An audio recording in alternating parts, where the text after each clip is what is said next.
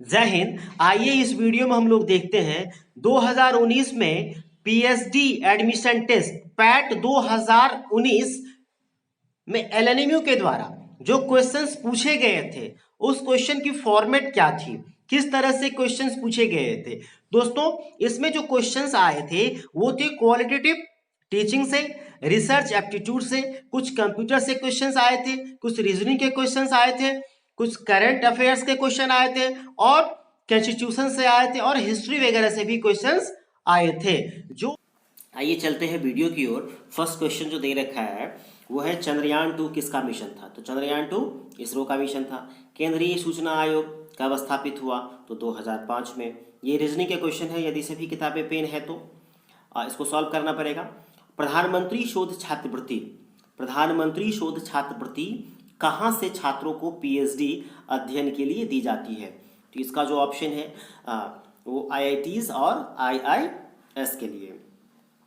शोध थीसिस लेखन का स्वरूप इनमें से किस तरह का होता है? तो वो होता है शोध प्रबंध का। सिक्स्थ क्वेश्चन देखिए, इनमें से किस तरह का शोध वर्तमान स्थिति के निराकरण पर केंद्रित है? Which of these following research types focuses on ameliorating the prevailing situation? तो वो है आपका क्रियात्मक शोध, एक्शन रिसर्च में। अब देखिए, यदि फैमिली को एक कोड है, सिस्टर को एक कोड में किया गया है, तो मिस्ट्रेस को, ये रीजनिंग के क्वेश्चन है तो इसको हम लोग सॉल्व करेंगे, बहुत इजी है, हो जाएगा। इसके बाद डीवीडी जो डिस्क होता है, वो डीवीडी क्या होता है, उसका फुल फॉर्म क्या कहलाता है? तो इसका होता है डिजिटल वर्सेटाइल डिस्क भी इसे बोलते हैं और डिजिटल वीडियो डिस्क भी इसे कहते हैं। अब क्वेश्चन नंबर 9 है, कोहरा के समय हम किस कारण देख नहीं पाते हैं? किस कारण हमें आगे दिखाई नहीं देती है? तो प्रकीर्णन ऑफ प्रकाश के कारण, स्कैटरिंग ऑफ लाइट्स के कारण। भारत, 10वां क्वेश्चन जो है, भारत के संविधान सभा के प्रथम अध्यक्ष कौन थे? भारत की जो संविधान बनी थी तो उस समय संविधान सभा के प्रथम अध्यक्ष कौन थे? तो बहुत आसान सा क्वेश्चन है, इसका आंसर होगा सी, राजेंद्र प्रसाद। भारत की आज़ादी के समय इंग्लैंड के प्रधानमंत्री कौन थे? तो इंग्लैंड के प्रधानमंत्री क्लीमेंट एटली थे। कौन थे? क्लीमेंट एटली थे। इसके बाद है 12वां क्वेश्चन, वह है भारत का राष्ट्रीय जलीय जंतु कौन सा है? तो भारत का जलीय जंतु डॉल्फिन है। जैसा कि हम लोग पढ़े हैं कि कुछ वर्ष पहले हमारे मुख्यमंत्री नीतीश कुमार जी के द्वारा ही इसको प्रस्ताव रखा गया था, जिसे जलीय जंतु डॉल्फिन को घोषित किया गया था। अब आया 13वां क्वेश्चन, भारत में किसके जन्मदिन पर शिक्षा दिवस मनाया जाता है? तो बचपन से ही हम लोग देखते आ रहे हैं कि मौलाना अबुल कलाम आज़ाद ऑप्शन में है, डॉक्टर जाकिर हुसैन ऑप्शन में है, एस राधाकृष्णन ऑप्शन में है, डॉक्टर भीमराव अंबेडकर है। तो सर्वपल्ली डॉक्टर राधाकृष्णन के जन्मदिन के उपलक्ष्य में हम लोग क्या करते हैं? शिक्षक दिवस मनाते हैं। अब आते हैं 14th क्वेश्चन में, आचार्य चाणक्य जिस गुरुकुल के शिक्षक थे वह कहाँ था? आचार्य चाणक्य जिस गुरुकुल के शिक्षक थे वो कहाँ था? तो वो था आपका तक्षशिला में। कहाँ था? तक्षशिला में। संविधान के अनुच्छेद 51 में है, संविधान के अनुच्छेद 51 में है, क्या है ये? नागरिकों के कर्तव्य के बारे में बताया गया है, अनुच्छेद 51 में। अब आते हैं, भारत में किस राज्य के साथ सबसे लंबा समुद्र तट है? ध्यान दीजिएगा, भारत में किस राज्य के साथ सबसे लंबा समुद्र तट है? तो वो है आपका गुजरात के साथ।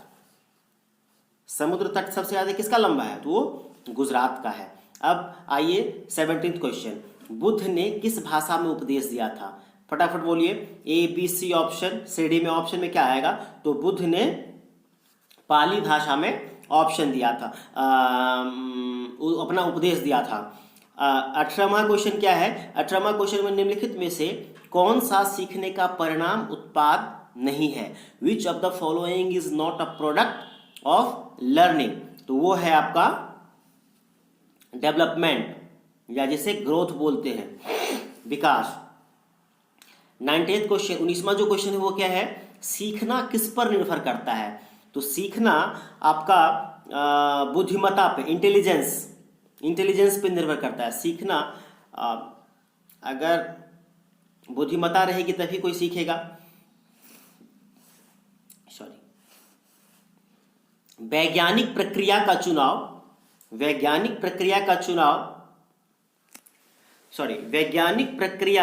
का चुनौतीपूर्ण आयाम क्या है।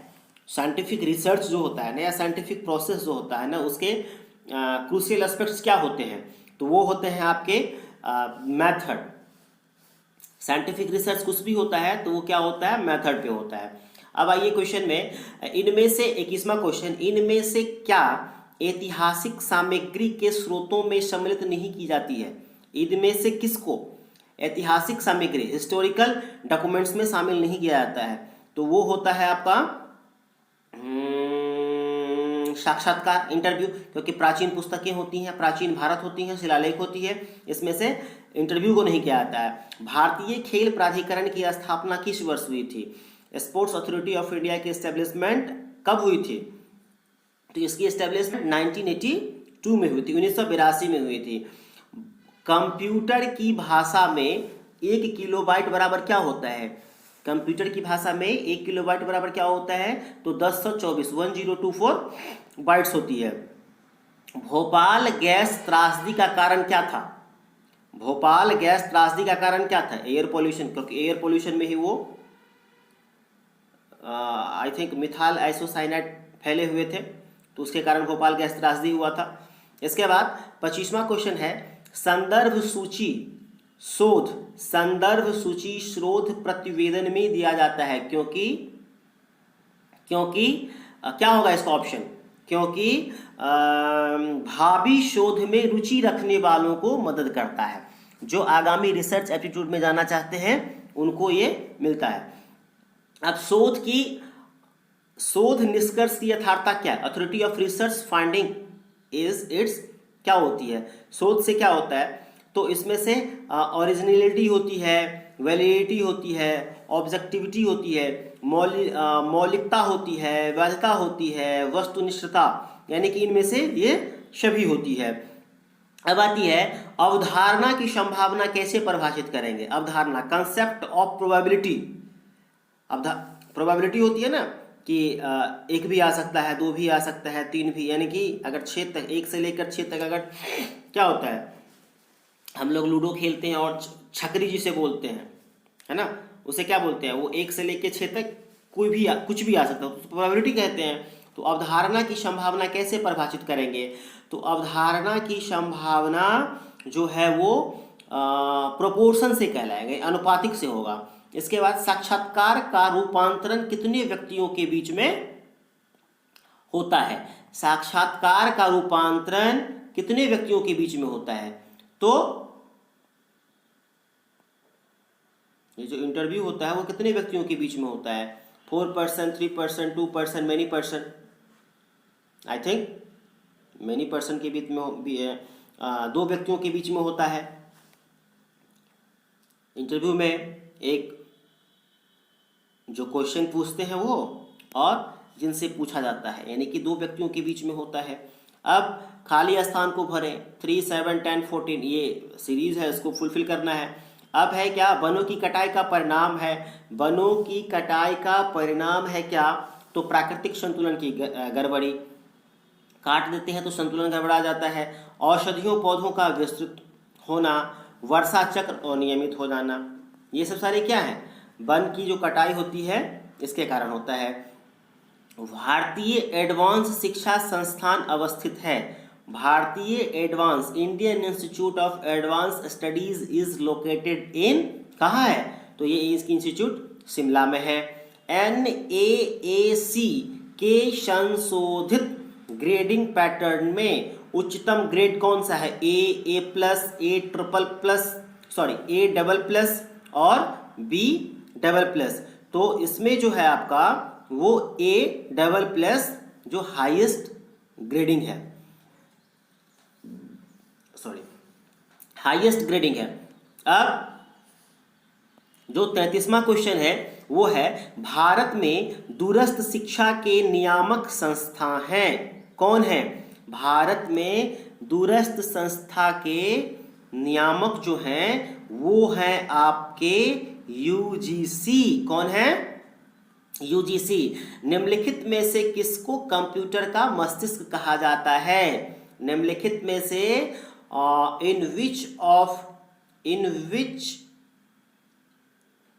In the following which is the brain of computer, किसको कहा जाता है? तो इसमें आपको सीपीयू को इसका ब्रेन कहा जाता है। अब राष्ट्रीय आधुनिक कला संग्रहालय कहाँ है?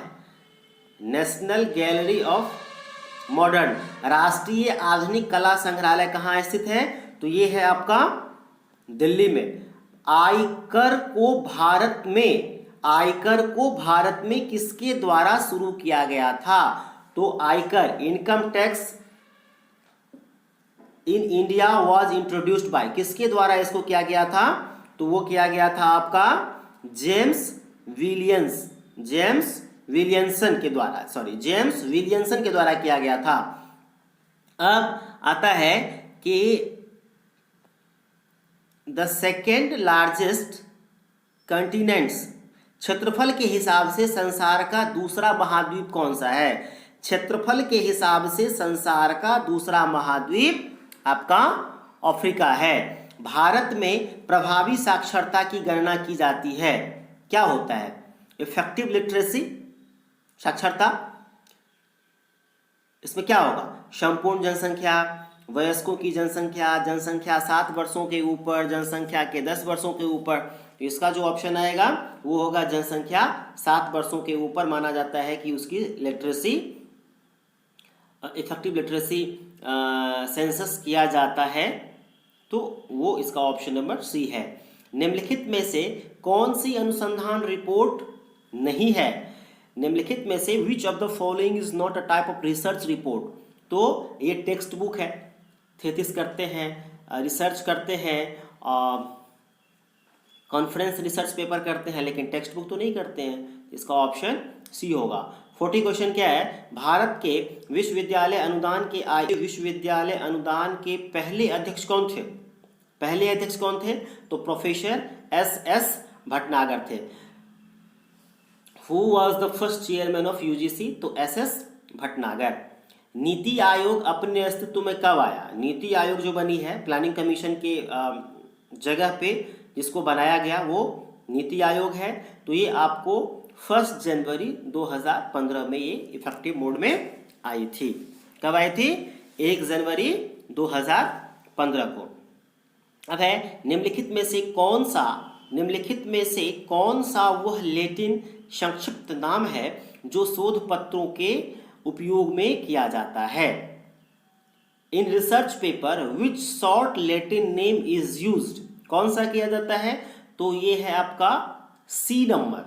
कौन सा है? ETR सी नंबर ऑप्शन जो है ये इसका है।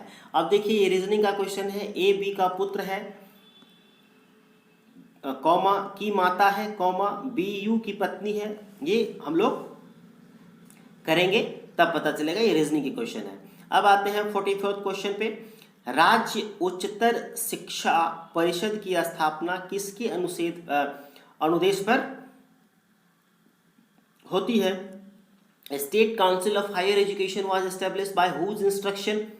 तो किसके द्वारा होती है? ये होती है आपको RUSA के द्वारा होती है। अब 45 क्वेश्चन, विश्व तंबाकू फ्री दिवस कब मनाया जाता है? तो ये नो टोबैको डे जिसे बोलते हैं, ये 31 मई को मनाया जाता है। फिर रीजनिंग का क्वेश्चन है, यदि एक विशेष कोड एजुकेशन को इतने में किया जाए, कंडक्ट कितना में? तो जैसे पहले था क्वेश्चन उसको कर लेंगे।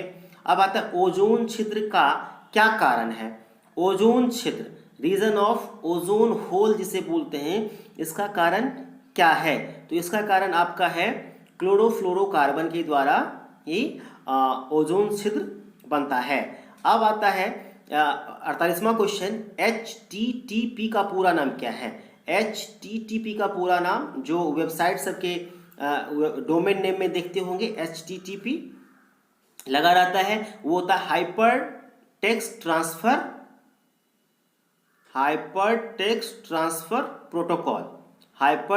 ट्रांसफर प्रोटोकॉल, इसका बी नंबर ऑप्शन है। इसके बाद 49 क्वेश्चन क्या है, भारतीय संविधान में शिक्षा है, भारतीय संविधान में शिक्षा कौन सी सूची में आता है, तो वो समवर्ती सूची में आता है। अब जो 50वां क्वेश्चन लास्ट क्वेश्चन है वो है राष्ट्रीय भौतिकी प्रयोगशाला स्थित है, कहाँ है, national physical laboratory is located at, नई दिल्ली में है। ठीक है, तो इसको हम लोग देख लेंगे और एग्ज़ाम के लिए आप लोग खूब अच्छे से जाके एग्ज़ाम दें, बढ़िया से तैयारी करके जाएं। एग्ज़ाम के लिए all the best, wish you all the best.